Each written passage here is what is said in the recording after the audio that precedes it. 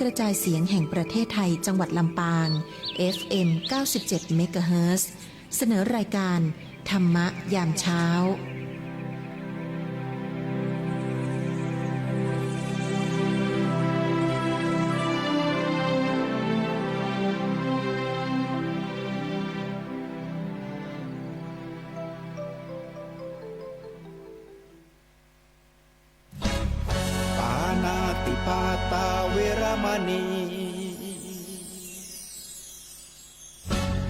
อธินาทานา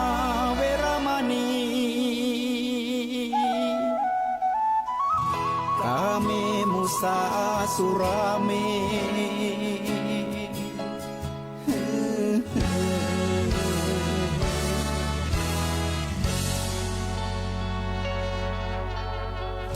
ศีลคือข้อห้ามธรรมคือข้อให้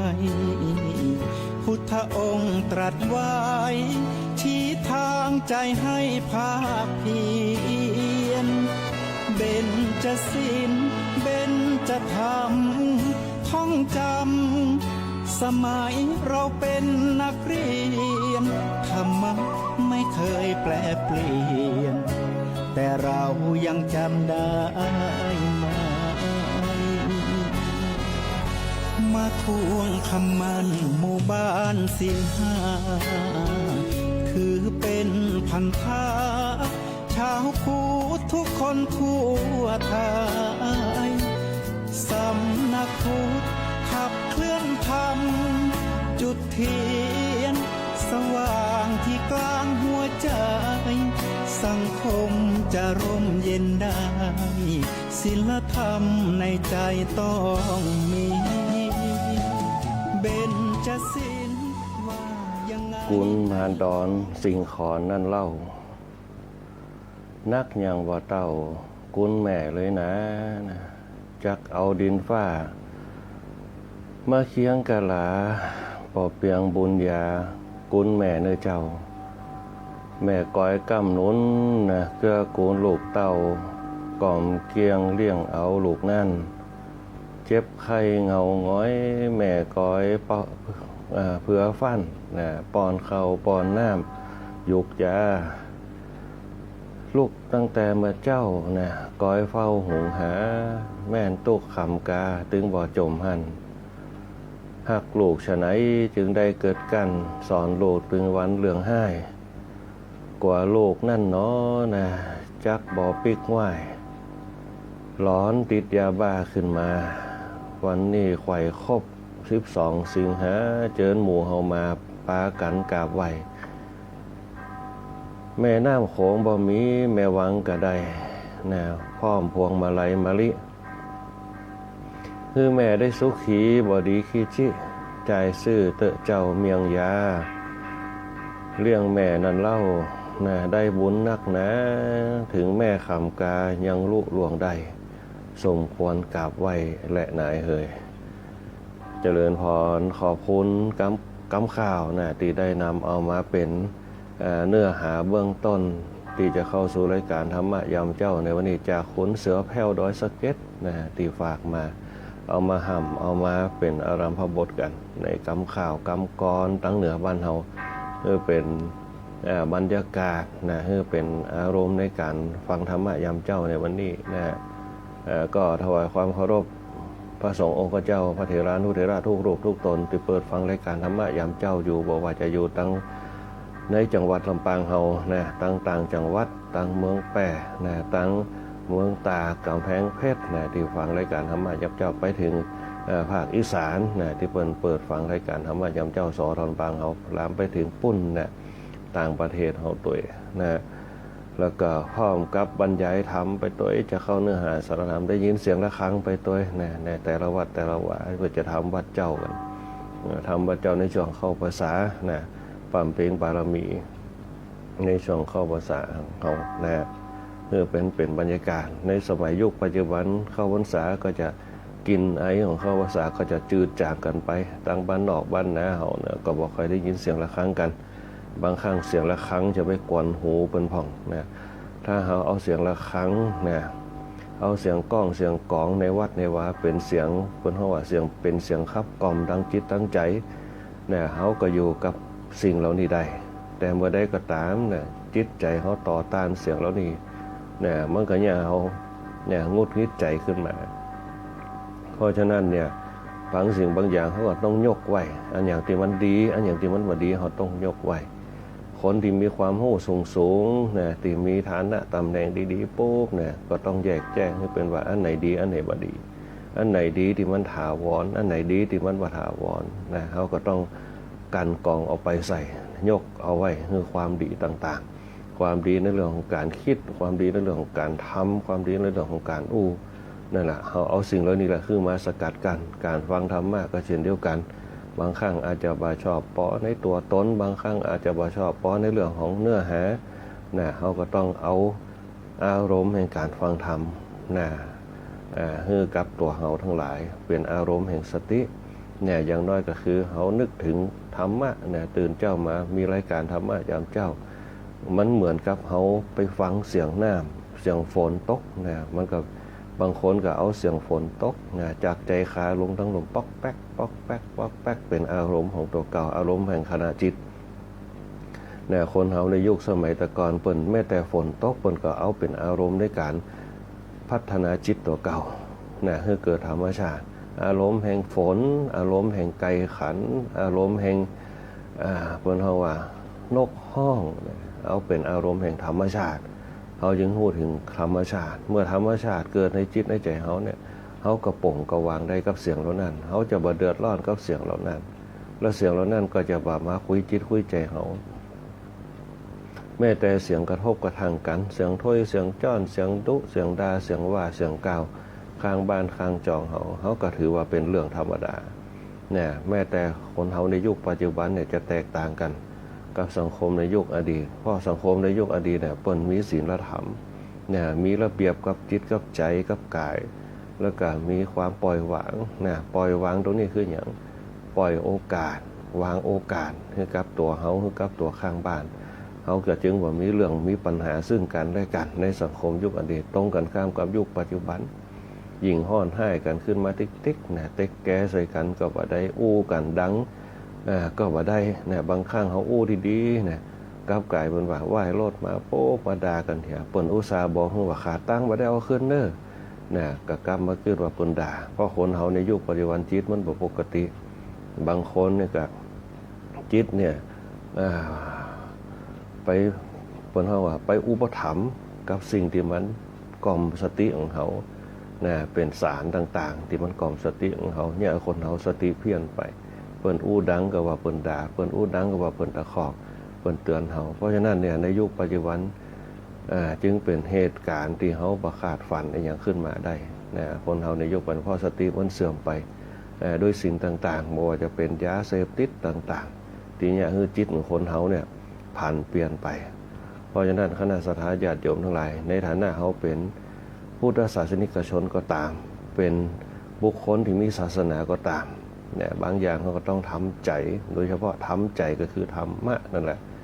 คือจิตเตือนสติเขาในสังคมอยู่ร่วมโลกกันเนี่ยจะไปคิดเบียดเบียนกันเนี่ยเปิ้นเขียนศีลเอาไว้ทุกศาสนามีศีลเป็นข้อบัญญัติในการพัฒนาให้คนเป็นคนดีเนี่ยศาสนาพุทธเขาก็เช่นกันก็มีศีลเป็นข้อบัญญัติหนึ่งจะไปเบียดเบียนกันเนี่ยเขาจะไปว่าจะไปฆ่าอย่างเดียวฆ่านี่เป็นตัวสิ้นสุดเขาบอกต้องไปเบียดเบียนกันนะ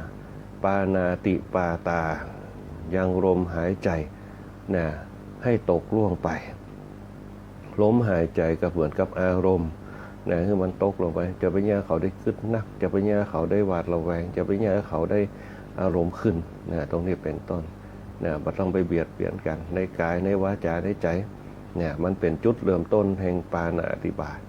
เนี่ยสังคมในยุคปัจจุบันเขาจะเห็นห้อนให้นักขึ้นเนี่ยลองสังเกตข่าวที่เขาบอกเคยหันมาบางคนที่อายุตั้งแต่น้อยจนถึงยามเฒ่านะเกิดเนี่ยมันก็มาหันยุคเนี่ยสมัยเนี่ยที่สังคมมันวิปริตไปเนี่ยวิปริตก็คืออย่างวิปริตจากพฤติกรรมนิสัยต่างๆไอ้อย่างเขาก็หันเนี่ยในยุคนี้สมัยนี้เนี่ยที่มันเปลี่ยนแปลงไปที่เขาลงไหลกันว่ายุคใหม่สมัยใหม่มันตันสมัยไอ้อย่างกับมีหมดทุกอย่าง ไอ้ที่มันมีหมดทุกอย่างนี่แหละมันจะเนี่ยเขาประมาทความสบายเนี่ยเขาหลงลืมตัวเนี่ยความสุขที่บางครั้งเนี่ยมันมีนักเกินไปมันก็เนี่ยเขาลืมตัวบางครั้งความสุขกับความทุกข์เนี่ยบางครั้งมีความทุกข์ปุ๊บมันจะเนี่ยคือเป็นบทเรียนสอนเขาบางทีเขาประมาทเหมือนกับคนเขาเนี่ยบางคนใหญ่มาปุ๊บด้วยความทุกข์ยากเนี่ยต้องทำมาหากินต้องนึ่งข้าวเป่าไฟต้องไปไถไปสวนต้องแบกต้องหามต้องใจแหงงานพอเขาหูจักความทุกข์ทางกายปุ๊บเขาก็มีความเพียรพยายามมีความอดทนนะมีความควบคุมอารมณ์นะมันจึงอยู่ได้จนอายุไขของเขานะบางคนอายุ60-70ขึ้นมาได้เพราะอย่างหนึ่งเพราะขันติความอดทนนะความอดทนแล้วก็ความภาคเพียรพยายามสองเนี่ยควบคุมอารมณ์ตัวเก่าได้เนี่ยคือความไม่โกรธอันนี้แหละเป็นธรรมะของเทวดาเนี่ยอย่างที่เขาเคยอู้กันไปเนี่ยมีความอดทนมีความเพียรมีความบะโคดอยู่ในตัวอย่างที่อาตมาภาพเคยอู้ไปหลายครั้งว่าคนเฒ่าคนแก่เขาเหี่ยงเปิ่นเนี่ยให้เนี่ยหนาได้ตื่นเจ้ามาโป๊บล้างหน้าแปรงฟันเข้าไงยังบ่กินเตี้ยเมียก็หนึ่งเข้าเป่าไฟอยู่ที่บ้านผัวก็ไปโต่งละเนี่ยหน้านี่สมัยเป็นหน้าฝนเนี่ยไปใจเข้ากาพอเนี่ยค่อยควาย8 โมงกลับเข้ามาบ้านมากินข้าวกินน้ำแล้วออกไปเนี่ยการแถมเนี่ยการได้บ่ฮู้เป็นกี่ร้อยไร่กี่สิบไร่โดยไถเนี่ยไถมันจะเป็นรถไถเป็นงัวกับไถไม้นั่นน่ะไถกันไปจนสิ้นฤดูกาลฝนโป๊ะเปิ้นเนี่ยได้เนี่ยเพราะอย่างพ่อเปิ้นมีความอดทนเปิ้นมีความเพียรพยายามแล้วก็เปิ้นบักขี้โคตรนะคนในยุคตะกอนบ่จะขี้โคตรนี่แหละเป็นธรรมะของเทวดาเขาที่อยู่ด้วยกันได้คนบ่เดียวปุ๊บอารมณ์หงุดหงิดง่ายมีโรคสปะโรคซึมเศร้านะโรคเครียดนะโรคเปิ้นเฮาว่าสมาธิสั้นป่องในยุคปัจจุบันเพราะหยังเพราะเขาเป็นคนโคตรง่ายอารมณ์หงุดหงิดง่ายมันก็เลยทำลายสมาธิเขาโดนบันดาลเนี่ยเขามีโทสะมีโกธะซึ่งกันและกันจึงเกิดขึ้นเปิ้นจึงมีธรรมะควบคุมอารมณ์ไม่ให้โกรธเนี่ยอย่างที่อู้กันไปเรื่องเทวดาเนี่ยวันก่อนเขาก็อู้เรื่องเทวดาเปิ้นจะมีธรรมะของเปิ้นเนี่ยที่อย่างเปิ้นอดทนได้บางคนอดทนมาได้ก็เป็นยักษ์เป็นมารเป็นอสูรไป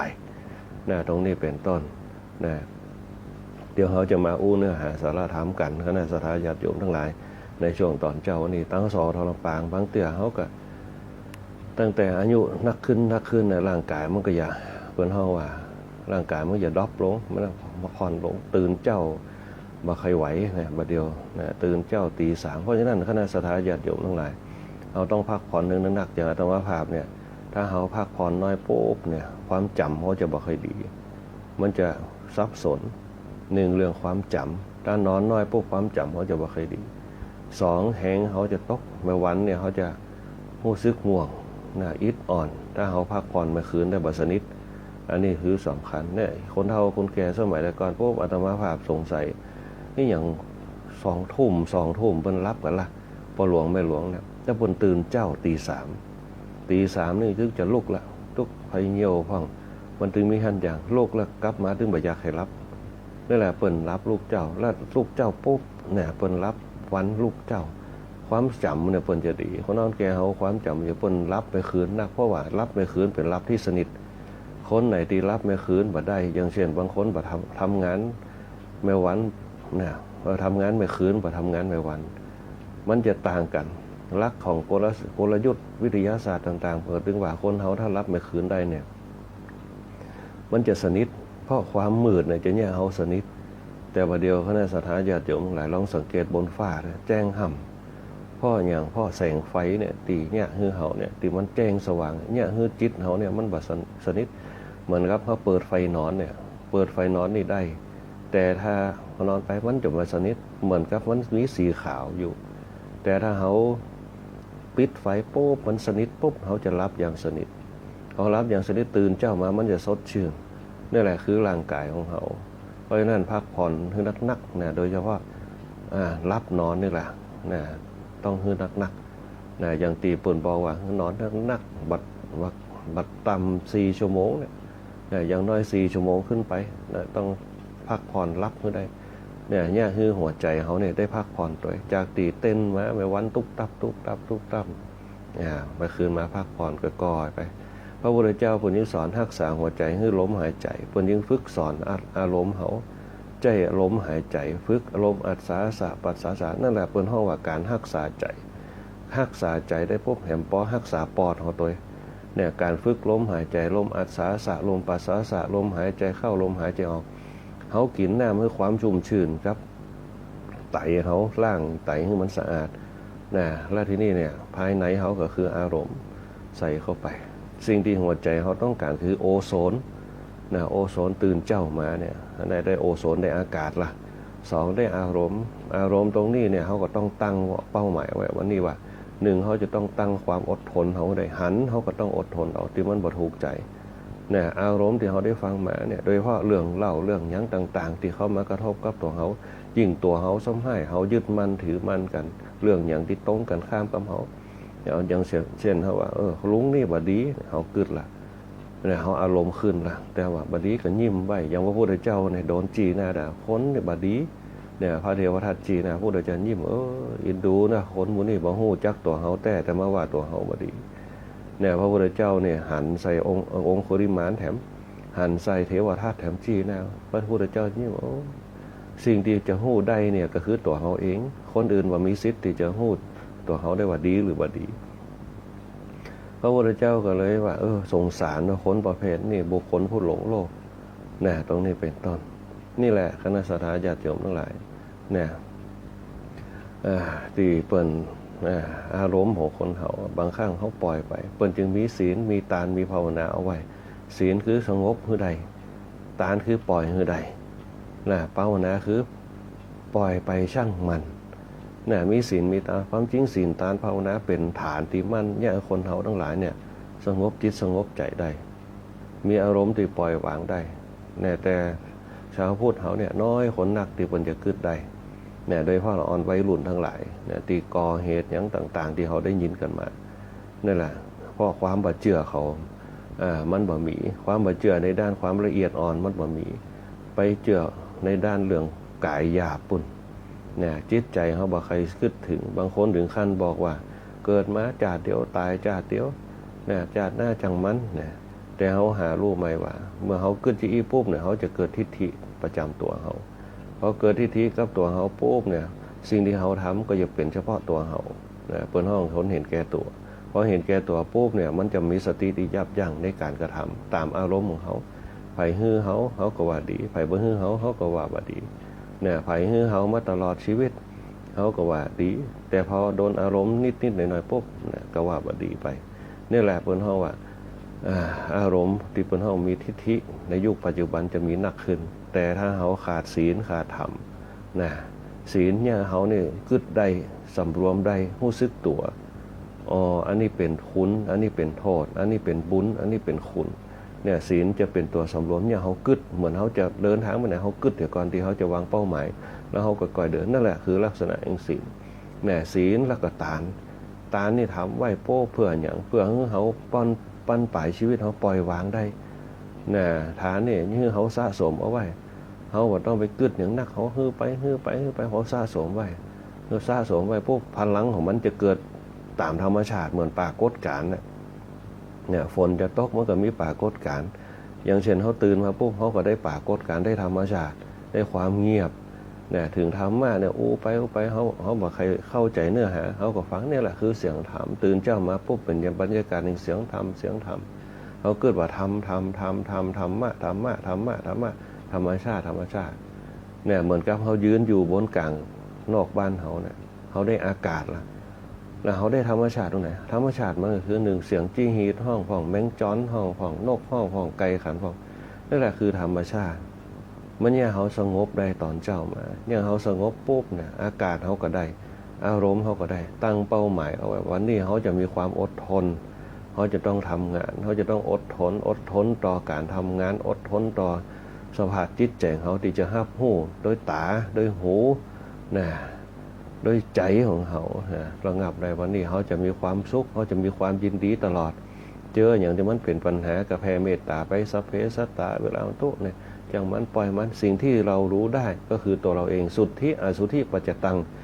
ดีหรือบ่ดีอยู่ที่ตัวเขาหมดเขาหู้ด้วยตัวเขาคนอื่นว่าต้องมาจี้เขาหู้ตัวเขาเองถ้ามันผิดจริงแล้วก็ตามที่เปิ้นจี้มาเขาก็ ให้โอกาสกับตัวเก่าขอโทษขออภัยมันจึงจะเกิดขึ้นในสังคมเฮาเนี่ยสังคมเฮาในยุคปัจจุบันเนี่ยเขาจะหารปุ๊บเนี่ยมันบ่ใครยอมกันโดยเฉพาะเราออนในยุคใหม่ๆเนี่ยความเป็นศาสนาเริ่มจืดจางไปบ่เหมือนกับหมู่เฮาทั้งหลายเนี่ยความเป็นศาสนาเนี่ยคำว่าศาสนาก็คือสิ่งที่เตือนสติเฮาเนี่ยเฮาบ่หลงไปในสิ่งที่มันบ่ดีทั้งหลายเนี่ยโดยเฉพาะกิเลส3กองโลภะโทสะโมหะบ่ฮื้อมันหลงไปในนั้นเนี่ยก็ยังชีวิตเฮาเนี่ยบ่เศร้าหมองไปคณะสัตยาญาติโยมทั้งหลายรายการธรรมะยามเจ้าก็ขออาราธนาคุณพระพุทธพระธรรมพระสงฆ์ดลบันดาลให้คณะสัตยาญาติโยมแต่ละคนแต่ละท่านมีพลังจิตพลังใจพลังภายในได้มีแสงสว่างได้ดวงตาเห็นธรรมเห็นธรรมในที่นี้คือ1ธรรมะคือข้อคิด2ธรรมชาติที่มันเป็นไปอยู่ถ้าเฮามองเห็นได้ด้วยปัญญาเฮาจะรู้ว่านั่นแหละปัญญาที่มันเกิดขึ้นในจิตของเฮาเพื่อให้วิเคราะห์ว่าอันนั้นคือสิ่งที่เราควรจะรับรู้สิ่งที่เราจะป้องกันด้วยจิตของเรานั่นเองนี่แหละคือหลักของธรรมะที่ปัญญาของเขาเนี่ยมีเหตุมีผลและปล่อยวางได้ปลดปลงปล่อยวางเห็นทุกอย่างเป็นธรรมดาได้มันเป็นเจอีเองอนิจจังทุกขังอนัตตาไม่เที่ยงเป็นปัญหาเป็นทุกข์ไม่มีตัวตนสุดท้ายก็มีอย่างสักอย่างถ้าเขาพิจารณาถึงเขาจะเจอเรื่องให้หรือหอนทุกสุดท้ายก็มีอย่างสักอย่าง เขาก็ต้องมากึดได้เหมือนเขาเนี่ยปัญหาเกิดขึ้นเขาต้องแก้ปัญหาถึงเขาจะจุไปก็ตามจะเบี่ยงเบนไปก็ตามมันก็คือปัญหาของมันอยู่หันเพราะว่าทุกอย่างมีเกิดขึ้นตั้งอยู่ดับไปเกิดขึ้นตั้งอยู่ดับไปปัญหามันเกิดขึ้นมันก็เป็นปัญหาเขาก็ต้องแก้ปัญหามันจะดับไปของมันเองบางระยะเวลาสั้นหรือว่าเวลายาวถ้าเขาเข้าใจตรงนี้คณะสัตยาญาติโยมทั้งหลายรายการธรรมะยามเจ้าก็ขออาราธนาปั่มเปงบารมีพระสงฆ์องค์เจ้าเขาโดยเฉพาะในช่วงเข้าพรรษานี้เขาจะได้บารมีทำนักจากที่เปิ้นมีวัดปฏิบัติต่างๆในเรื่องของเปิ้นว่าปฏิบัติศาสนากิจต่างๆในวัดของเปิ้นในช่วงเข้าพรรษาแล้วก็อีกด้านหนึ่งก็จะเป็นตั้งสทลำปางเขาถึงเวลาออกอากาศว่าจะเป็นทีมงานทุกคนทุกท่านโดยการนำขององค์โดยการสถานีคุณสุภชัยกรปาสันติพอออกไปเอาถึงเวลาออกอากาศในรายการธรรมะยามเจ้ามาเป็นประจำสืบทอดกันมาเมื่อนานฝ่ายรายการก็จะมีคุณกาญจนาอินทาคุณก้อยอัชราพรป้องจันทร์คุณแอลชุติการเราชุนบรรหารสุญาทีมงานสทลำปางเขาถือว่าทีมงานสทนี่เป็นกันเองกันเหมือนกับปีกับน้องกันอยู่กันเหมือนปีเหมือนน้องมีอย่างกับโอ้กันเหมือนปีเหมือนน้องกันสังเกตรู้ง่ายๆเพิ่นจะเข้าหาศรัทธาญาติโยมแฟนคลับต่างๆโอ้กันเหมือนปีเหมือนน้องพร้อมกับเนื้อหาสาระต่างๆที่เพิ่นจะมาเอามาให้เฮาได้รับรู้ข่าวสารด้านต่างๆคณะศรัทธาญาติโยมทั้งหลายอีกด้านหนึ่งก็จะเป็นฝ่ายช่างเขาหัวหน้าประสานทีมทองคุณแหลมเพชรนันตาแสงคุณผู้เพียงผู้สุริแสนช่างต่อด้วยตีจวยกันเขาก็จะต้องอู้ถึงกันหน่อยเพราะว่าธรรมะเนี่ยเวลาเขาอู้ถึงปุ๊บมันก็จะเผื่อแผ่ซึ่งกันและกันเนี่ยคือแต่ละคนแต่ละท่านเนี่ยอยู่ดีมีสุขกันอีกด้านหนึ่งก็จะเป็นคณะสัตยาญาติโยมของเขาที่เข้ามาสู่รายการธรรมะยามเจ้าอันนี้ถือว่าเป็นหลักสำคัญที่เขาจะต้องได้น้อมจิตน้อมใจแต่ละคนแต่ละท่านเป็นมวลมหาจิตดวงเดียวกันยิ่งเขาได้ฟังกันนักรวบรวมจิตกันนักปุ๊บมันก็มาสู่ตีสทลำปางของเขาจิตที่เขาฟังธรรมเนี่ยเป็นเขาจิตที่สว่างแล้วที่เขามาเป็นฌานทุกคนทุกท่านมาปุ๊บเป็นฌานเป็นกระแสจิตของแต่ละคนอย่างน้อยก็คือ1เราได้ความเพียรก็คือธรรมะคือแสงสว่างคือวิริยะความเพียรเปิดวิทยุปุ๊บเปลี่ยนไป97ปุ๊บเนี่ยได้ความเพียร2ได้ความอดทนตรงที่นี่อดทน1ชั่วโมงปุ๊บตั้งจิตตัวเก่าให้มีความอดทนจดจ่อเนี่ยคือเป็นกระแส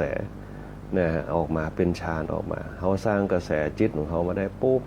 เขาก็ใส่ธรรมะลงไป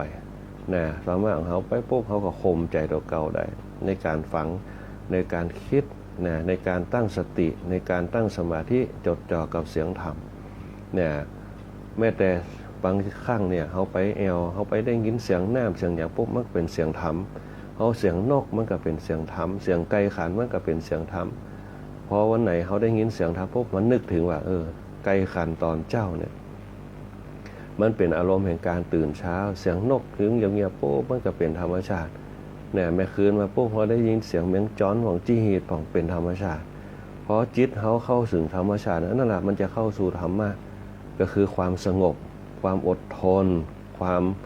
เพียรนะความข่มใจมันจะเกิดมาเป็นปฏิกิริยาของมันโดยอัตโนมัตินะอย่างเขานี่แหละเป็นธรรมะปุ๊บมันจะข่มใจคนที่มีศีลมีตานมีภาวนาตรงนั้นจะเข้าใจธรรมะคือมีจิตที่เป็นระเบียบว่าอันนี้คือเสียงระฆังอันนี้เสียงก้องเสียงกลองจากวัดจากว่าวันผูกเป็นวันศีลวันนี้เป็นตีกลองเขาก็ข่มใจเอาไว้นะเนี่ยต่อไปปุ๊บเมื่อเขาข่มใจได้ปุ๊บแม้แต่เสียงรอบข้างโดยเฉพาะในยุคปัจจุบันเขานะบางเตี่ยเขาเปิดเพลงฟังบางเตี่ยเขาบิดรถเครื่องฟังบางเตี่ยอารมณ์เขาบ่ได้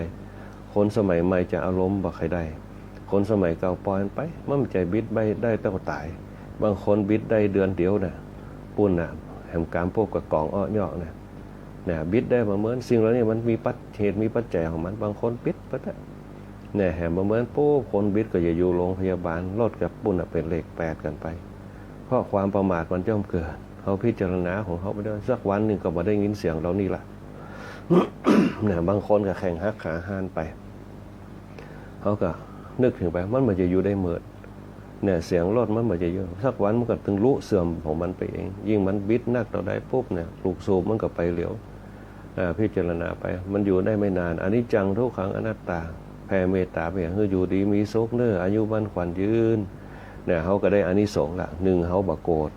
เขามีเมตตาไปแหมเขาได้ไปแหมเนี่ยได้สะสมบารมีเขาไปตุยเนี่ยตรงนี้เป็นต้นคณะสัตยาญาติโยมทั้งหลายนะแล้วก็เจริญพรกับคณะสัตยาญาติโยมโดยที่เข้ามาสู่รายการธรรมะยามเช้าเดี๋ยวเขาจะมาทักทายกัน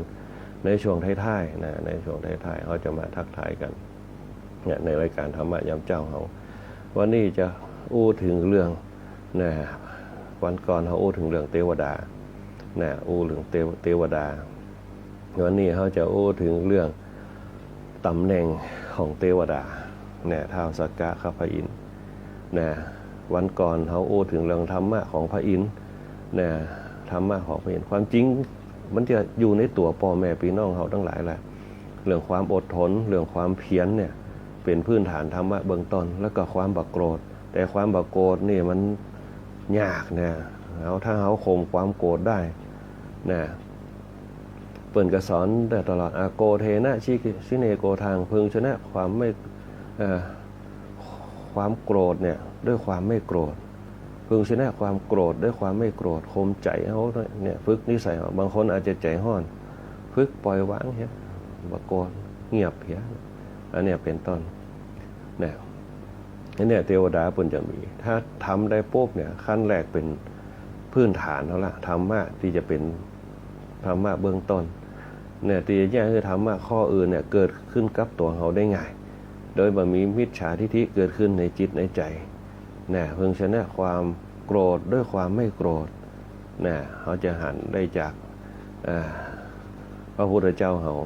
เนี่ยแม้แต่พระอินทร์ปุ๊บเปิ้นจะบ่โคตรไผเนี่ยเปิ้นก็มาเป็นเทวดานะเทวดาหรือว่าพระอินทร์เขานั่นเองวันนี้เขาจะอู้ถึงตำแหน่งแห่งพระอินทร์หรือว่าท้าวสักกะนะแต่ว่าเขาได้อู้ถึงเรื่องอดีตนะอดีตของพระอินทร์บุพกรรมของพระอินทร์นะแล้วก็พระเจ้ามันตุราชนะมันธาตุนะมันธาตุนะพระเจ้ามันธาตุนะที่ได้อู้กันไปนะวันนี้ตำแหน่งของท้าวสักกะหรือว่าพระอินทร์เนี่ยเป็นจะใดนะในเรื่องนี้ในสมัยหนึ่งเนี่ยเพิ่นบอกว่าตำแหน่งของท้าวสักกะเนี่ยเป็นตำแหน่งเพิ่นห้องว่าที่ค้นห่วงกันที่ขึ้นมาเป็นราชห่วงกันเนี่ยเป็นตำแหน่งที่เพิ่นห่วงกันเนี่ยในสมัยหนึ่งเนี่ยในสมัยพุทธกาลนะมีเศรษฐีในกรุงพาราณสีเนี่ยชื่อว่าวิสัยหะเนี่ยเพิ่นคนใจบุญถือศีลนะใจบุญถือศีล5เป็นประจำ มีนิสัยดีบริจาคทานตั้งโรงทานไว้ประตูเมืองเนี่ยในที่ทั้งสี่แต่ของเขาทั้งหลายถ้าว่ามีทุนทรัพย์ก็ว่าต้องไปเนี่ยถึงขนาดนั้นก็ได้ใส่บาตรตอนเจ้าก็ได้นะเอาเข้าเหียกับเหียมามีกับก็เอาเข้าใส่ทุกอย่างเป็นทานหมดนะเป็นทานหมดเนี่ยคนเฮาแก่เฮาเริ่มบ่ได้คิดในเรื่องว่าจะต้องไปแข่งขันกับไผทำตานนักน้อยเนี่ยเพิ่นบ่ได้คิดเพิ่นคิดว่ามีข้าวน้ำโภชนาหารนะการจะฮื้อตานเนี่ยมีข้าวน้ำโภชนาหารจตุปัจจัยทายธรรมก็มาเป็นปัจจัยหนึ่งจตุปัจจัยธรรมปัจจัยนั่นก็บ่จะว่าเรื่องเงินปัจจัย4นะปัจจัย4ปัจจัย4มันอย่างข้าวผ้ายาบ้านข้าวก็คืออาหารการกินผ้าก็คือเครื่องนุ่งห่มนะยารักษาโรคบ้านก็คือที่อยู่อาศัยนะบ่จะว่าถวายบ้านนะบ่ใช่เครื่องอุปโภคบริโภคภายในบ้านบอกว่าจะเป็นไม้กวาดกะไม้ถูกะเนี่ยเขาอำนวยความสะดวกเป็นปัจจัย4เนี่ยอันนี้เป็นต้นนะเตรียมเป็นห้องว่าบริจาคทานมีอย่างกระจุยกันนะไปทนุบำรุงกันไปบางคนก็เอาผ้าลูกบ้านมาเจ็ดมาถูมาปัดมากวาดนะอันนี้ก็ถือว่าทานนะที่เขามีมานะเศรษฐีในกรุงพาราณสีชื่อว่าวิสัยหะเนี่ยเปิ้นตั้งโรงฐานไว้ทิศทั้ง4ของเมืองสละทรัพย์บริจาคทานเป็นจำนวนนักเปิ้นมีสตังค์เนี่ยเปิ้นเป็นเศรษฐีนะเปิ้นเป็นเศรษฐีเนี่ยเปิ้นก็บริจาคได้นะทุกวันนะตีว่าฮ้อนถึงเท่าสักกะเนี่ยนะเท่าสักกะตีเปิ้นบอกว่าเท่าสักกะกัวเนี่ยกัวเศรษฐีคนนี้เวลากลับจากมาเกิดเนี่ยจะเป็นจะได้มาครองตำแหน่งเท่าสักกะหรือว่าพระอินทร์นะได้มาครองตำแหน่งนะก็เลยเนรมิตเนี่ยเพิ่นบอกเนรมิตเศรษฐีวิสัยหะเนี่ยให้เป็นคนยากจนเข้าของบ่มีหยังสักอย่างนะแต่ในที่สุดปุ๊บเนี่ยถึงเปิ้นบ่มีหยังปุ๊บเป็นตัวคนจนแต่บ่ละตานนะถ้าพระอินทร์เนี่ยพระอินทร์เนี่ยเนรมิตให้เข้าของในบ้านที่เป็นเศรษฐีค้าทาสบริวารหายหมดนะหายหมดนะมีกับตัวเก่ากับเมียกับลูกเนี่ยนะก็บ่ละเรื่องตานนะถึงจะบ่มีทรัพย์สินพวกก็ไปหาทางเนี่ยซอกหาการหางานทำไปเจอใส่คนเกี่ยวเนี่ยเจ้านาเนี่ยหันบนเกี่ยวเนี่ยพวกก็ไปพอเปิดเกี่ยวเนี่ยเกี่ยวอย่างเอามาขายเป็นสตางค์พวกก็ไปทำตาลนะทำตาลทำอย่างฝ่ายท่าสักกะหันว่าเศรษฐีนี่มายอมละเลิกในตาลแหมนะเลิกในตาลด้วยวิธีได้ก็ตามนะด้วยวิธีได้ก็ตามในที่สุดปุ๊บเนี่ยนักเข้าเนี่ยสามารถยับยั้งได้ในเรื่องของการฮื้อตานของเศรษฐีวิสัยหะนะสามารถยับยั้งการฮื้อตานได้เนี่ยสามารถยับยั้งได้อย่างที่บอกเอาไว้ว่านะเมื่อสามารถยับยั้งได้ปุ๊บเนี่ยเท้าสักกะก็เลยเข้าไปอู้นะกับเศรษฐีว่าเนี่ยเศรษฐีเนี่ยคุณจะใครเป็นเท้าสักกะกะเท้าสักกะถามตีคุณถามที่เนี่ยทำตาลเนี่ยเศรษฐีตอบทันทีเลยว่าเขาบอกปรารถนาจะเป็นเท้าสักกะสักเล็กน้อยเลยแม้แต่กำเกิดเขาบอกเคยปรารถนาจะเป็นเทวดาเป็นกำเกิดเขาจะอยากจะเป็นโพธิสัตว์ฟังแล้วปราบปลื้มใจเศรษฐีกล่าวว่าเขาอยากจะเป็นโพธิสัตว์ช่วยเหลือคนทั้งหลายตกทุกข์ได้ยากตำแหน่งเท้าสักกะเนี่ยว่าอยู่ในหัวเขาเลยว่าได้ปรารถนาจะเป็นพรหมด้วยซ้ำแต่ปรารถนาจะเป็นองค์พระสัมมาสัมพุทธเจ้าในอนาคตปุ้นโอ้เท้าสักกะได้ฟังขึ้นมาปุ๊บเขานี่กึดไปเองบางอย่างคนเขาในยุคปัจจุบันก็กึดเหมือนกันเดี๋ยวมันคัดแข่งคัดขากันในสังคมยุคปัจจุบันเขาเศรษฐีวิสัยหะเนี่ยโอ้กับเท้าสักกะเสร็จปุ๊บโอ้เขาเนี่ยคิดผิดไปขนาดนักเลยเขาบ่ได้คนห้องเข้าถึงจิตใจคนเนี่ยเขาก็ไปสกัดกั้นเรื่องทำความดีของเปิ้นเนี่ย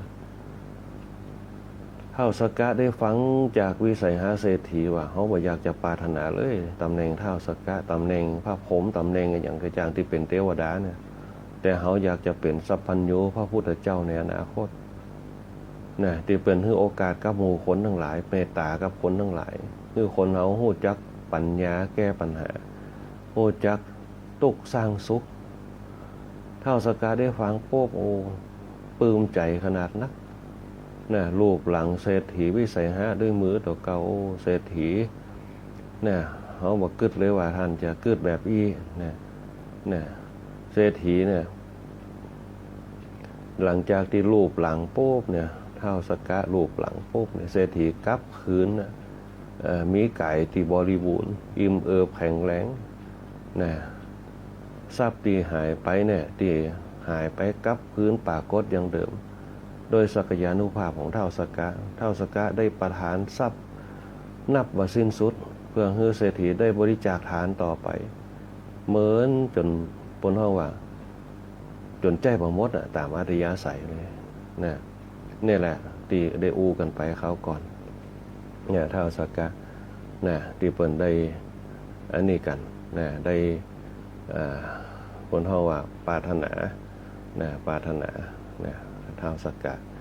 นะอันนี้ก็เป็นเรื่องที่ได้อู้กันไปนะท้าวสักกะหรือว่าพระอินทร์นะตำแหน่งท้าวสักกะหรือพระอินทร์เป็นตำแหน่งที่ห่วงแหนกันนะเป็นที่ห่วงแหนบนเทวดานะบนสวรรค์นะนั้นนี่เพิ่นก็อู้กันไปนะอันนี้ก็เรื่องท้าวสักกะกับเศรษฐีวิสัยหะนะอันนี้ยังมีแหมเรื่องนึงนะมีแหมเรื่องนึงนะเรื่องพระอินทร์นะพระอินทร์ในสมัยพุทธกาลเนี่ยแหมคนหนึ่งเนี่ยเป็นมัคคะมานพมัคคะมานพเนี่ยเป็นพระอินทร์ประจำตัวของพระพุทธเจ้านะเป็นประจำตัวของพระพุทธเจ้าเนี่ยตำแหน่งของพระอินทร์เนี่ยจะมีอยู่หลายอย่างเหมือนกับคนเราในยุคปัจจุบันบางครั้งอารมณ์โกรธเนี่ยบางครั้งอารมณ์กริ้วอารมณ์อิจฉาเนี่ยริษยามันเกิดมันก็เนี่ยคือสิ่งต่างๆผิดพลาดไปเบี่ยงเบนไปนะพระอินทร์ในสมัยพุทธกาลเนี่ยชื่อว่ามัคคะมานพนะในชาติก่อนเนี่ยได้เกิดไปเป็นพระอินทร์นะพระอินทร์ในอดีตเนี่ยเป็นเศรษฐีเจ้าเมืองพาราณสีเพิ่นจะฮื้อตานรักษาศีลเนี่ยเขาจะสังเกตดูว่าเวลาเขาฟังธรรมนะทำเมืองก็ตามทำอย่างก็ตามฮื้อตานรักษาศีลเนี่ยฮื้อตานรักษาศีลเป็นมาตั้งแต่โบราณกาลเนี่ยแต่สิ่งที่เขาทำไปโดยที่ว่าลดละที่ว่าย่อหย่อนทำเป็นพฤติกรรมทำเป็นนิสัยปุ๊บเนี่ยโดยที่ว่ามีทิฏฐิมาหน้าเนี่ยคำว่าตานคำว่าศีลเนี่ยมันจะเป็นพลังตีเนี่ยคือจิตเขาเนี่ยเป็นเขาแข็งแกร่งขึ้นมาโดยที่มันจะว่ากายเนี่ยสมองอย่างต่างๆเนี่ยคือจิตเขาเนี่ยเป็นเขาว่ามีความเข้มแข็งที่เป็นเขาว่าศรัทธานะตานกับศีลเนี่ยหนึ่งสำรวมสองปล่อยวางหนึ่งสำรวมสองปล่อยวางหนึ่งสำรวมสองให้โอกาสนะมันจะไปกู่กันสำรวมขึ้นอย่างตั้งสติให้ดีๆนะกึดให้ดีๆตั้งสติให้ดีคิดให้ดีๆมันจะเป็นไอ้ส่งกันมาเนี่ยคือสมรรถนะของคนเขาทั้งหลายในยุคสมัยตะก่อนน่ะมีเหตุมีผลนะบางครั้งไปเจอหุนหันพันแล่นเปิ้นจะบ่มีหุนหันพันแล่นเปิ้นเนี่ยอย่างเปิ้นจะกึดเถียก่อนถึงจะมีความโหว่านักเปิ้นจะมีสติอยู่ตลอดเวลาเพราะคำว่าตานคำว่าศีลเนี่ยเป็นพลังทำให้เกิดความระลึกได้นะระลึกได้สำรวมปล่อยวางระลึกได้มันเนี่ยคือเกิดปัญญาที่เฉียบแหลมเกิดขึ้นนะคนเฮาในยุคอดีตเนี่ยแค่ทานกับศีลมันเกิดขึ้นได้จะใดมันจะเกิดขึ้นเหมือนกับวัตถุสิ่งของที่เนรมิตตกมาเบื้องหน้าของปัจจัยสิ่งเหล่านี้เนี่ยมันจะเป็นจิตวิญญาณของเขาที่เขาจะรู้สึกด้วยตัวเขาเองเนี่ยอาตมาภาพเลยบอกแปลกใจว่าตีวิเคราะห์มาแต่ละวันคนเฒ่าปหลวงนี่ให้อย่างความจำเพิ่นดีเนี่ยให้อย่างความจำเพิ่นดีทั้งที่ย้ำหนุ่มเนี่ยเพิ่นก็บอกว่าโอ้น้ำหนุ่มหายเด้อ นะยิงนกตกป่าเนี่ยบุ๊บแมวบุ๊บหมาเนี่ยมีในยุคสมัยแต่ก่อนที่เพิ่นว่าโอ้แต่พอเปิ้นกึดขึ้นมาได้ปุ๊บแล้ว นะรักษาศีลฮือตานรักษาศีลฮือตานโอ้เฮามาเจ็บแข้งเจ็บขาเจ็บเขี้ยวเจ็บปากได้ตะกอนเนี่ยเคยบุบแมวบุบหมาบุบนกเจ็บแข้งเจ็บขาหักขากบเนี่ยเปิ้นกึดถึงสิ่งเหล่านี้มันเคยทำแต่กระทำบ่นักสามารถซ่อมแซมได้โดยฐานฮือฐานไป ฮือตานไปฮือตานกับสัมภเวสีฮือตาม น่ะฮือตานกับเจ้ากรรมนายเวรไปผ่องฮือตานไปฮือตานอย่างฮืออารมณ์เนี่ยถึงเขาจะละจากโลกนี้ไปตายไปเป็นตัวเป็นตนแต่จิตวิญญาณเขายังมีอยู่เขาว่าจิตวิญญาณของสัตว์เดรัจฉานน่ะเนี่ยที่เขาจะต้องกลับมาบางตัวบางตนเนี่ยที่เป็นตายไปเกิดเป็นสัตว์เดรัจฉานเนี่ยอาจจะกลับขึ้นมาเป็นมนุษย์เลยก็ได้โดยที่กรรมของเปิ้นมีตึกสัตว์เดรัจฉานกรรมของเปิ้นไปถึงอสุรกายนะสัตว์เดรัจฉานนรกเปรตอสุรกายสัตว์เดรัจฉาน นะสัตว์เดรัจฉานพวกก็กลับขึ้นมาเป็นมนุษย์ขึ้นได้มันต้องวนเวียนไปกลับไปสู่นรกแหมนะวนเวียนกันดีทุกกลับทุกกันนะประวกไปนะงั้นนี่แหละคือหลักนะที่เปิ้นฮื้อตานรักษาศีลนะฮื้อตานรักษาศีลปุ๊บเนี่ยมันก็อย่างเงี้ยฮื้อสำรวมได้ปล่อยวางได้นะเหมือนกับเทวดาที่จะอู้มาเดี๋ยวเนี่ยก็คือมัคควะเศษมัคควะเทวดามัคคะมานพก็ได้นะเปิ้นรักษาศีลฮื้อตานโดยเฉพาะฮื้อตานเนี่ยเหมือนกับเจ้าพูดเฮาทั้งหลายเนี่ยฮื้อตานนะตลอดมีอย่างก็ฮื้อตานแบ่งปันกันบ่ว่าจะเป็นตุเจ้าบ่ว่าจะเป็นพระสงฆ์บ่ว่าจะเป็นเจ้าบ้านเปื่อนบ้านลูกหลานนะโดยเฉพาะลูกหลานเนี่ยหมายโรงเรียนก็คือสตังค์ละเนี่ยกับข้าวฮื้อกินซื้อเสื้อผ้าฮื้อใส่นั่นแหละคือฮื้อตานเนี่ยคนเฮาเนี่ยบ่มีทิฏฐิเนี่ยฮื้อตานไปเขาฮื้อตานได้ปุ๊บเขาก็มีความสุขใจนะเหมือนกับเขามีลูกไปโรงเรียนปุ๊บเนี่ยถึงมันจะให้จะได้เขาก็ฮื้อตังไปโรงเรียนเนี่ยฮื้อมันมีมันกินหารคนอื่นได้กินลูกเขาก็ได้กินต้อยเนี่ยฮื้อตานมันก็เป็นพฤติกรรมที่มันจะเผื่อแผ่ไปเนี่ยบนเขาปืนว่าทานแปลว่ากว้างเนี่ยกว้างเนี่ยมันกว้างมันสว่างเนี่ยมันกว้างมันสว่างมันแผ่ไปเนี่ยคำว่าตานเนี่ยอานิสงส์ของมันศีลเนี่ยเปรียบเสมือนทานไฟฉายเนี่ยคือมันแผ่ไปเนี่ยแผ่พลังไปเนี่ยตานเนี่ยคือมันกว้างเนี่ยกระจายไปเนี่ยเป็นอานิสงส์ของมันเนี่ยพระพุทธเจ้าจึงยกย่องในเรื่องของการฮื้อตานเนี่ยเป็นพลังตีเนี่ยคนเฮาเนี่ยปล่อยวางได้การฮื้อตานเนี่ยมันมีพลังมหาศาลนะฮื้อโอกาสคนเนี่ยฮื้อโอกาสตัวเฮาฮื้อโอกาสคนฮื้ออภัยซึ่งกันและกันนะมันจึงเกิดขึ้นเนี่ยทั้งสองอย่างเนี่ยเป็นพลังเนี่ยเกิดความเจริญงอกงามไพบูรย์เนี่ยที่เป็นภาวนาแล้วก็มีวิสัยทัศน์มีสายตาที่กว้างไกลมีทัศนวิสัยที่ดีตัวนะอันนี้ทั้งสามอย่างเนี่ยเป็นพลังภายในตีจะเนี่ยเฮาเนี่ยก้าวไปสู่ความสุขได้บั้นปลายชีวิตเฮาได้ตัวเนี่ยเมื่อทั้งสามอย่างเกิดขึ้นมาพวกความเชื่อมั่นมันเกิดเนี่ยเหมือนกับเฮาใส่บาตรเนี่ยเฮาฮื้อตานเฮาจะขมักเขม้นละ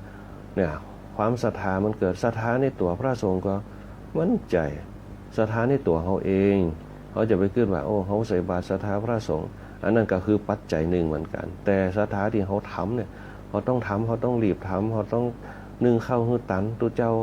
จะมาบิณฑบาตเนี่ยแหละความศรัทธามันเกิดความขมักขมีขมันครับเนี่ยความเพียรเนี่ยมันเกิดสูงเพียรเนี่ยคือมันเซ็ตจะได้ตันเวลา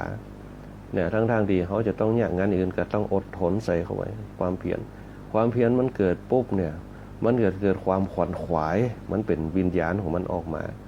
เนี่ยความขวนขวายขมักขม้นเนี่ยความขวนขวายค้นหาสืบเสาะเนี่ยทำเนี่ยให้มันเกิดผลขึ้นมาเกิดความขวนขวาย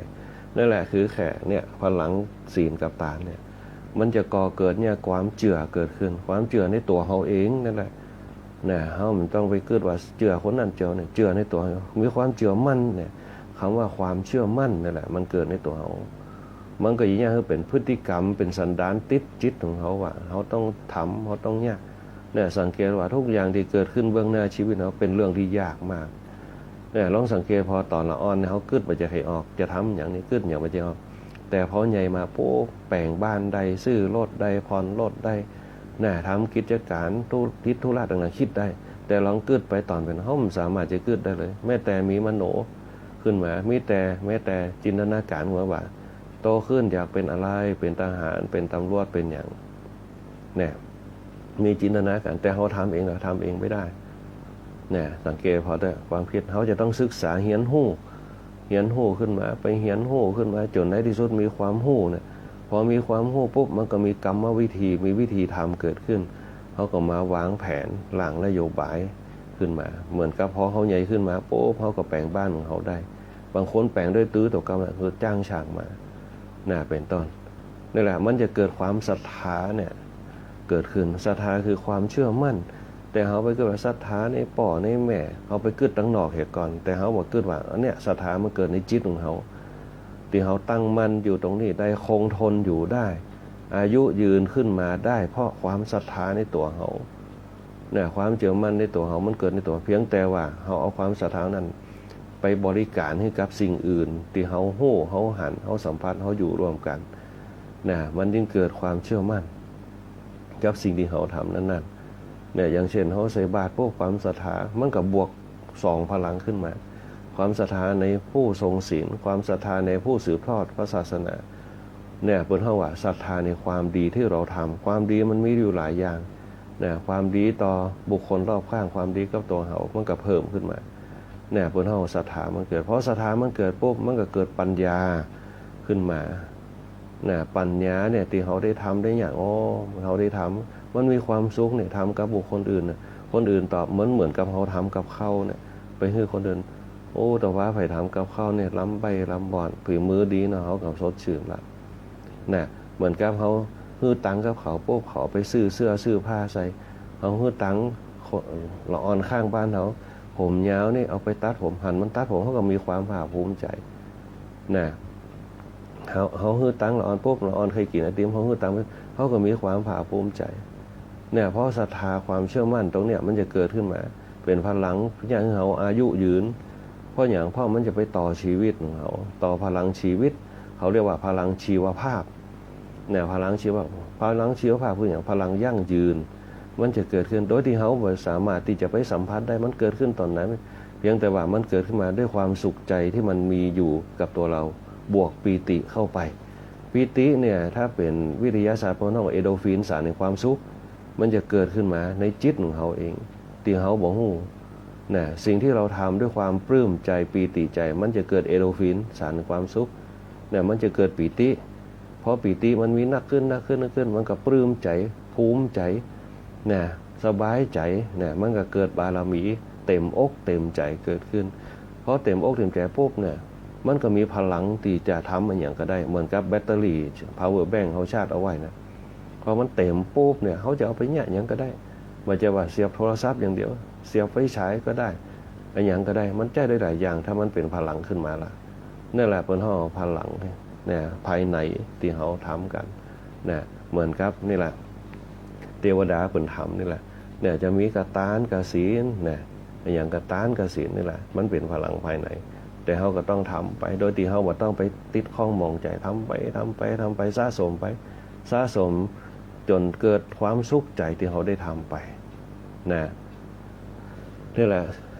ในสมัยพุทธกาลมาฆมานพเปิดได้ทำไปนะเป็นพระอินทร์เนี่ยเป็นเศรษฐีเนี่ยฐานอย่างมากไหมเพราะตายไปแล้วปุ๊บได้เกิดไปเป็นพระอินทร์นะตายไปแล้วปุ๊บเปิดตัดบทรวบรัดไปเลยว่าตายไปแล้วปุ๊บเป็นพระอินทร์เป็นเท้าสักกะของสวรรค์จันดาวดึงมีเทพธิดาปณิบัติ4 ตน 4 องค์เทวดาเนี่ยพระธิดาเนี่ยมีพระธิดาอยู่4 องค์เนี่ยปณิบัติหับใจ เนี่ยเทพธิดาทั้ง4ได้จวนกันมาเก็บดอกไม้มีของหอมมาประดับห้องพากันไปยังสระอโนดาตเพื่อเล่นน้ำนั่งพักผ่อนอยู่บนแท่นมโนศิลาในขณะนั้นเนี่ยก็มีพระนารถดาบสพระนารถดาบสพระนารถดาบส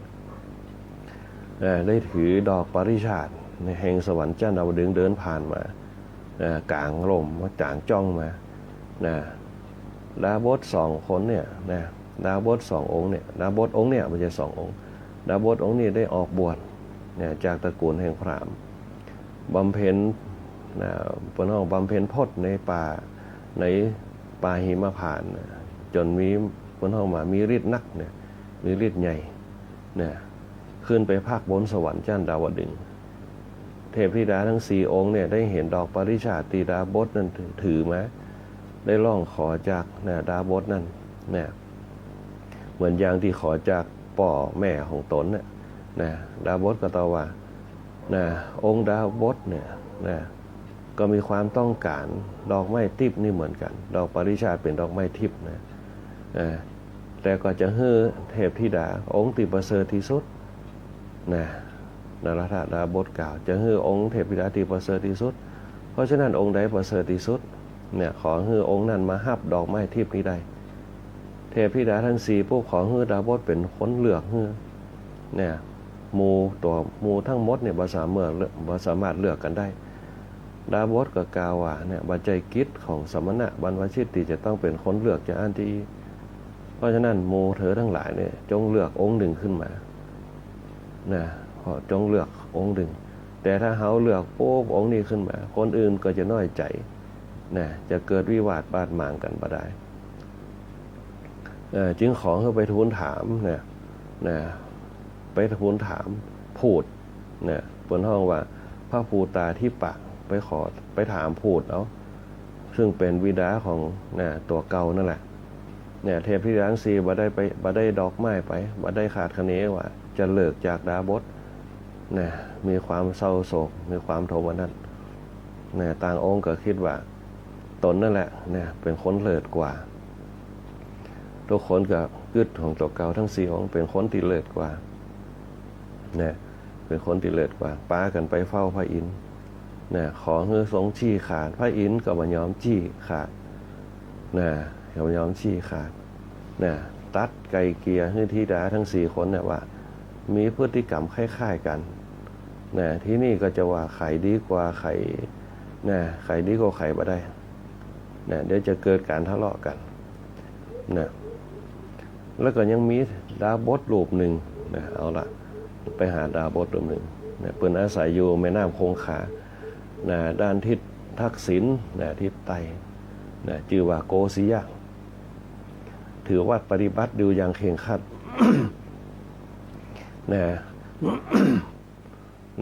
ถือวัดปฏิบัติอย่างเคร่งครัดบ่ฉันเองบ่แบ่งพัดอาหารให้แก่คนอื่นก่อนแล้วก็บ่ฉันคนเดียวบ่ฉันคนเดียวแล้วก็มาฮือจะบ่เลือกฮือเปิ้นเฮาว่าให้ก็จะเลือกให้ธิดาทั้ง4องค์เนี่ยไปหาโกสิยะดาบสขั้นพระอินทร์ได้ตัดแนะนำคือธิดาไปหาดาบสนี่แล้วปุ๊บก็ได้ตัดสั่งมาตาลีเทพสารถีได้นำสุธาโภชนะทิพย์ไปถวายดาบสเข้ามาตุลีเนี่ยได้นำทานสุธาโพธไปวางในมือของโกสิยะดาบสในวันลงขึ้นปุ๊บดาบสได้พอหันสุธาโภชนะจากสวงสวรรค์มีสีขาวเหมือนสังสะอาดมีกลิ่นหอมบ่มีอาหารอย่างที่เข้ามาในตัวเปิ้นที่เคยตีจะเปรียบเทียบได้เฮ็ดสงสัยว่าพระอินทร์จะประทานลงมาแต่ว่าใครเป็นผู้นำมาพระมหาตุลีจึงได้ปรากฏกายเทพกล่าวแก่ดาบสว่าองค์สักกะเทวราชสักกรินเทวราชมีบัญชาให้ตัวเก่านำสุธาโพธมาถวายอาหารที่มันสะอาดขาวบริสุทธิ์สดใสถวายของดาบสได้ฉันสุธาโพธนี่ ซึ่งเลิศกว่าอาหารทุกอย่างแล้วก็จะไปปฏิเสธอย่าได้ห้ามเสียสุธาโพธนี่มีคุณจำกัดโทษได้ถึง12ประการถ้าได้กินสุธาโพธอาหารทิพย์โภชนะทิพย์มีกำจัดมีคุณกำจัดโทษได้ถึง12ประการ 1ความหิว2ความกระหาย3ความพยินดี4ความกระวนกระวาย5ความเหน็ดเหนื่อย6ความโกรธ 7ความผูกใจโกรธ8ความวิวาท9ความส่อเสียด10ความหนาว11ความห้อน12ความขี้ข้านนะโกศิยดาบสกล่าวกับมาตาลีเนี่ยมาเนี่ยเทพบุตรก็ได้ได้ถือนะยังเข่งคัดอยู่ในวัดข้อหนึ่งเนี่ยจะไม่ฉันเองเนี่ยจะบ่ฉันเองก่อนที่จะแบ่งให้แก้ไขเนี่ยเพราะตัวโกศิยดาบสเนี่ยได้เห็นว่ามีความเร็วอยู่5ประการนะความเร็วอยู่5ประการตามสุภาษิตที่ได้ระบุถึงความเร็วในตัวพฤติกรรมหรือว่าประกอบด้วยพฤติกรรมนั่นเองดังนี้เพิ่นว่าการกินคนเดียวเนี่ยพระอริยเจ้าบ่นับถือบูชาการกินผู้เดียวพระอริยเจ้าบ่นับถือบูชา2เนี่ยคนบ่แบ่งอาหารให้แก่คนอื่นย่อมไม่ได้ความสุข3คนเป็นชู้ด้วยภริยาคนอื่นชื่อว่าเป็นคนฆ่าหญิง4เนี่ยคนด่าสมณะชีพราหมณ์เนี่ยผู้มีศีลวัดอันดีชื่อว่าเป็นคนประทุษร้ายมิตร5คนตนีทีเหนียวบัเฉลียเพื่อแผ่คือคนอื่นพองเนี่ยเป็นข้อเลี้ยวเป็นข้อที่5เนี่ยเพราะฉะนั้นเนี่ยท่านก็จะต้องแบ่งเนี่ยเงื่อนไขแล้วก็แก้ไขพองจะเป็นยิงหรือพอใจก็ตามนะก่อนแล้วถึงจะฉันทันใดนั่นเนี่ยธิดาทั้ง4พระองค์ของพระอินทร์ได้ปากันมาถึงองค์สลีเนี่ยได้ยืนอยู่ทางทิศบูรพานะองค์อาสาเนี่ยได้ยืนอยู่ทางทิศทักษิณองค์อาสาองค์สัทธานะได้ยืนอยู่ทางทิศปฉิมองค์หิริเนี่ยได้ยืนอยู่ทางทิศอุดรนะองค์สลีเนี่ยอยู่ทิศบูรพาองค์อาสาอยู่ทิศทักษิณองค์สัทธาอยู่ทิศปฉิมองค์หิริเนี่ยอยู่ทิศอุดรโกศิยดาบสได้ตักถามองค์ที่ยืนอยู่ทิศบูรพาก่อนนะองค์สลีเนี่ยยืนอยู่ทางทิศนั่นได้ตอบแนะนำตนดาบสก็ได้วิจารณ์แล้วก็ทักถามองค์อื่นต่อไปโดยวิธีจนครบ4องค์สรุปคำวิจารณ์ของโกศิยดาบสกับพระอินทร์ทั้ง4เนี่ยธิดาพระอินทร์ทั้ง4เนี่ย เนี่ยองค์สลีนั่นคือสิริเนี่ยคบหาคนดีองค์อาสาเนี่ยก็คือความหวังนะและองค์หิริเนี่ยนะแล้วก็องค์ศรัทธาเนี่ยก็คือความเชื่อมั่นเนี่ยคือปาคนมาบริจาคทานเดี๋ยวเราจะมาอู้รายละเอียดกันแถมข้างหนึ่งเนี่ยเพราะ4องค์เนี่ยเปิ้นจะมีเปิ้นห้องว่าจะมีเสน่ห์อยู่ในตัวนะเดี๋ยวเราจะมาอู้4องค์นี่องค์ศรัทธาองค์หิริแล้วก็องค์อาสาองค์สลีนี่แหละเราจะมาอู้กันสุดท้ายปุ๊บองค์ตีสุดท้ายเนี่ยโกศิยดาบสทักถามว่าป้อใจในคุณของเธอเพราะหิริเนี่ยก็คือความละอายต่อบาปรังเกียจบาปเหมือนอย่างคนสะอาดรังเกียจสิ่งสกปรกดาบสป้อใจนะตั้งแต่เมื่อถึงวาระที่หันแล้วก็ไปทักถามองค์หิริแล้วก็มาขอนะแล้วก็มาล่องขออาหารอันเป็นทิพย์เหมือนอย่างอีก3คนแหลกจึงสมควรที่จะได้สุทาโพธนะเพราะว่าสุทาโพธเนี่ยหาใจเป็นสิ่งที่ไผจะได้โดยการขอไม่นะข้อนี้เป็นธรรมะเกี่ยวกับสุทาโพธดาบสได้กล่าวแก่องค์หิริว่าขอบูชาเธอด้วยสุทาโพธทั้งหมดจึงจะฉันส่วนที่เหลือในภายหลังกล่าวแล้วปุ๊บก็คือสุทาโพธแก่องค์หิรินะองค์หิริเมื่อองค์หิริรับสุทาโพธไปแล้วปุ๊บก็หีบไปเฝ้าพระบิดากราบทูลคือสงสารท้าวสักกลินเถระทรงปราบปลื้มดีใจขนาดนักนะเทพทั้งปวงปากันยินดีตั้งแต่นั้นมาเทพมนุษย์ตั้งหลายก็ปากันนับถือบูชาหิริเทวีนะในฐานะที่หิริโอตปะเป็นโลกบาลคือธรรมะเป็นผู้คุ้มครองโลกนะอันนี้ได้อู้ไปให้กับคณะสัตยาธิชมสาธุชนทั้งหลายในเรื่องของนะตำแหน่งของท้าวสักกะนะตำแหน่งของท้าวสักกะที่ได้อู้ไปนะแล้วก็ตำแหน่งท้าวสักกะหรือว่าพระอินทร์นั่นแหละนะที่เพิ่นได้อู้กันมาสืบกันมาในวันนี้นะเหลือไปดูเวลา4 นาทีนะแล้วก็ขอภาคยุติธรรมะเจริญร้อยตามพระพุทธบาทของพระพุทธเจ้าไว้แค่นี้ก่อนนะเราจะมาอู้กันในวันต่อไปวันนี้ขอเจริญพรกับคณะสัตยาธิโยมผู้ฟังทุกคนทุกท่านโดย ที่เข้ามาสู่รายการธรรมะยามเจ้าในวันนี้นะสร้างบารมีธรรมรวมกันบ่ว่าจะเป็นคุณโยมอุไรหวันคุณโยมแดงหวันคุณโยมสมพรโยมอัมไพคุณโยมลาเข็มจิราคุณโยมทีบาบิลอนตยคุณโยมคำมวนคุณโยมสวรักษ์คุณโยมสุภาพรโยมวันดีคุณโยมสุภาวดีคุณโยมนพดลคุณโยมปานหนอมคุณโยมสมสายคุณโยมเพนคุณโยมมิชิโกะคุณโยมโชคดีมีความสุขคุณโยมนวลศรีคุณโยมศรีพันธ์คุณโยมเพนศรีคุณโยมแอดคุณโยมคนบนดอยตยแล้วก็คุณโยมกัญญานะคุณโยมธนชาคุณโยมจันทาคุณโยมสง่าคุณโยมมนจันทร์คุณโยมอาเม่งคุณโยมจันฟองคุณโยมนัทธมนนะคุณโยมสุชาติคุณโยมเอราวัณคุณโยมกัญญาคุณโยมปรนอมคุณโยมเอกสิทธิ์คุณโยมอัมพันธ์คุณโยมอารีนะแล้วก็คุณโยมนพรัตน์ตยที่เข้ามารวมสร้างบารมีธรรมรวมกันในเช้าของวันศุกร์วันนี้นะคุณโยมนพรัตน์คุณโยมอารีคุณโยมอัชราพรดีเจก้อยเฮาคุณโยมอัมพันธ์คุณโยมยงยุทธคุณโยมเอกสิทธิ์คุณโยมบัววรนะคุณโยมเอราวัณคุณโยมนัทธมนคุณโยมอาเม่งตยคุณโยมธนชานะคุณโยมสง่าคุณโยมมิชิโกะคุณโยมนวลศรีคุณโยมธนกรนะคุณโยมปันเอาคุณโยมสมสายคุณโยมนพดลคุณโยมสุภาวดีคุณโยมวันดีตยคุณโยมคำมวลคุณโยมทีบาบิลอนคุณโยมสาวรักษ์นะคุณโยมลาเข็มจิราคุณโยมอัมไพคุณโยมลาวันคุณโยมอุศรีคุณโยมสารวุฒิคุณโยมแสงเดือนนะคุณแม่สุรีตังบ้านตรงหัวจ้างตัวคุณแม่โบไข่ตังบ้านตรงหัวจ้างคุณแม่สรวยตังบ้านคัตเทริยาตัวปะหูพรธรรมชัยตำบลบ้านไหลศิลาทองตาเลยปัตติมตัวแล้วก็คณะสัทธาญาติโยมวัดประตูต้นพึ่งคณะปฏิบัติธรรมของวัดประตูต้นพึ่งที่เป็นปฏิบัติธรรมกันในช่วงวันพระแล้วก็ตุปีตะขามโนพิตุปีอภินันโทพิโอพระครูพิทักษ์วริยานพระครูวิจารณ์แล้วก็วรการตัววันนี้เวลาหมดเวลาอาตมาภาพพระครูบุญปริยติกรพร้อมกับช่างแหลมเพชรนันทแสงก็ขอเจริญพรลาด้วยเวลาแต่เพียงเท่านี้โอกาสหน้าก็มาพบปะกันใหม่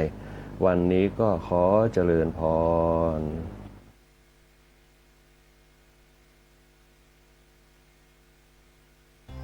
ติดตามรับฟังรายการธรรมะยามเช้าได้ใหม่ในวันและเวลาเดียวกันนี้ทางสถานีวิทยุกระจายเสียงแห่งประเทศไทยจังหวัดลำปาง FM 97 เมกะเฮิรตซ์